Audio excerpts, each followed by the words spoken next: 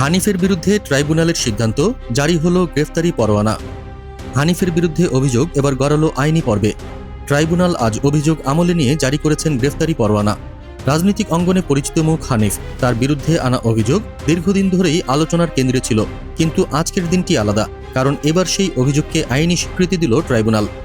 হানিফের বিরুদ্ধে অভিযোগ ওঠে যে তিনি যুদ্ধকালীন সময়ে মানবতাবিরোধী অপরাধের সঙ্গে জড়িত ছিলেন। তদন্তে উঠে আসে নির্দিষ্ট কিছু ঘটনা যেখানে তার ভূমিকা প্রশ্নবিদ্ধ হয়। দীর্ঘ তদন্ত শেষে আজ ট্রাইব্যুনাল আনুষ্ঠানিকভাবে অভিযোগ আমলে নেয়ার ঘোষণা দেয়। ট্রাইব্যুনালের সিদ্ধান্ত অনুযায়ী হানিফের বিরুদ্ধে গ্রেফতারি পরোয়ানা জারি করা হয়েছে। পরবর্তী পদক্ষেপ হিসেবে আইনশৃঙ্খলা বাহিনীকে তাকে আটক করে আদালতে হাজির করার নির্দেশ দেওয়া হয়েছে। তবে হানিফপন্থীদের দাবি, এই অভিযোগ রাজনৈতিক উদ্দেশ্য প্রণোদিত।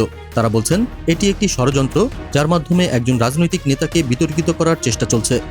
আমরা এই অভিযোগকে রাজনৈতিক প্রতিহিংসা ছাড়া আর কিছুই মনে করি না। প্রমাণের অভাবেই এটি শেষ পর্যন্ত টিকবে না।